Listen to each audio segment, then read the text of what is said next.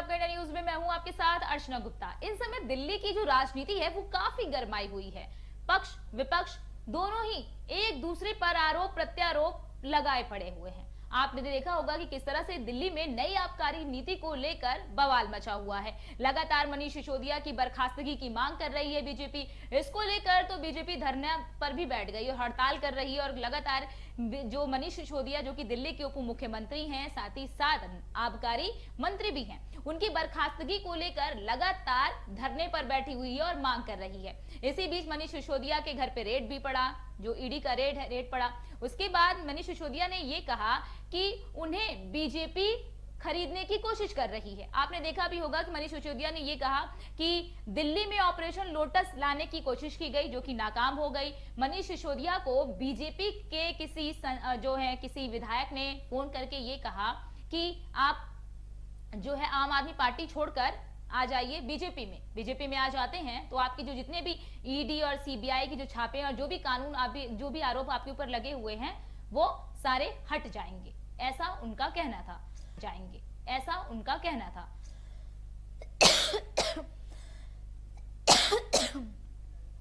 तो ये कहा कि आ जाइए, जिसके बाद मनीष सिसोदिया ने कहा कि बीजेपी जो है वो दिल्ली में आम आदमी पार्टी को तोड़ने की कोशिश कर रही है, इसीलिए उन्हें खरीदने की कोशिश की जा रही है।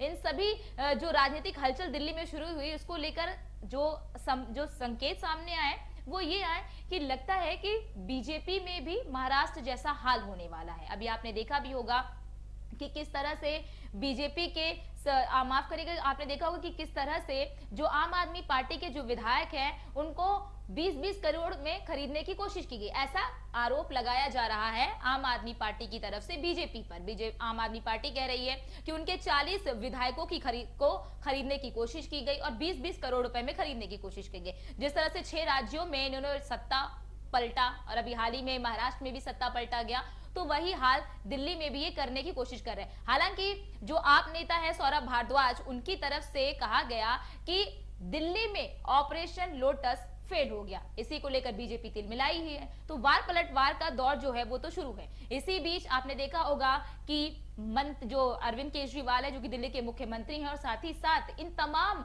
आरोपों के बीच पहली बार केजरीवाल और मनीष सिसोदिया गुजरात दौरे पर भी गए और गुजरात दौरा कर उन्होंने अपनी बात रखी, दिल्ली के शिक्षा मॉडल की बात कही और उनके ऊपर जो झूठे आरोप लगाए जा रहे हैं उसकी भी बात रखी और कहा कि बीजेपी बस आपको तोड़ना चाहती है, दिल्ली में सत्ता परिवर्तन करना चाहती है, क्योंकि दिल्ली की सरकार, जो दिल्ली की जो जनता है वो बीजेपी को दिल्ली में कभी आने नहीं देगी, तो इसीलिए जो बीजेपी है वो दूसरे दरवाजे से घुसने की कोशिश कर रही है। इस तरह के तमाम आरोप लगाए गए।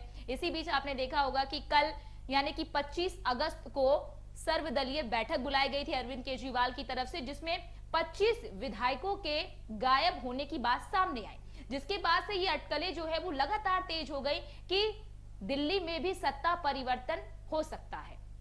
इसी को लेकर आज दिल्ली विधानसभा में एक दिवसीय विशेष सत्र बुलाया गया था, जो कि काफी हंगामे भरा रहा। इसमें मार्शल आर्ट्स को भी लाकर बीजेपी को निकलवाया गया। आपने देखा हो किस तरह से जो दिल्ली विधानसभा है उसमें काफी हंगामा शुरू हुआ।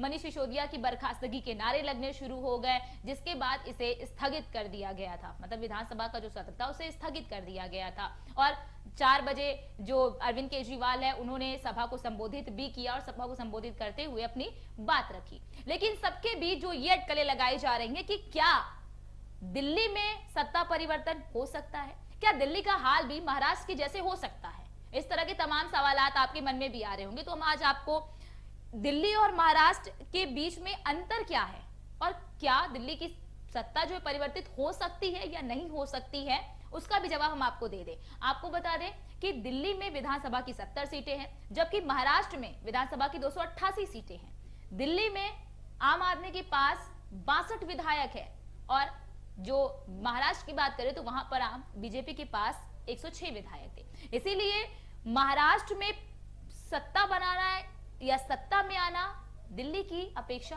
आसान था। लेकिन बात अगर दिल्ली की करें तो दिल्ली में बीजेपी के पास केवल 8 विधायक है और 8 विधायक से वो सत्ता में नहीं आ सकती, जबकि आपके पास पूर्ण बहुमत है, 62 विधायक है। ऐसे में महाराष्ट्र जैसा हाल होना लगभग तो ये कह लीजिए कि असंभव है। लेकिन अगर संख्या बल दूसरी पार्टी की तरफ जाता है तो सत्ता परिवर्तन के आसार हैं, लेकिन वो भी नाम मात्र के हैं। तो इसीलिए महाराष्ट्र जैसा हाल दिल्ली में होना लगभग असंभव माना जा रहा है, लेकिन ये राजनीति है, कुछ भी हो सकता है। तो देखते हैं कि आगे ये सियासी भूचाल कहां तक जाएगा। आज के लिए बस इतना ही, लेकिन देश और दुनिया की तमाम खबरों को देखने के लिए आप देखते रहिए इंडिया न्यूज।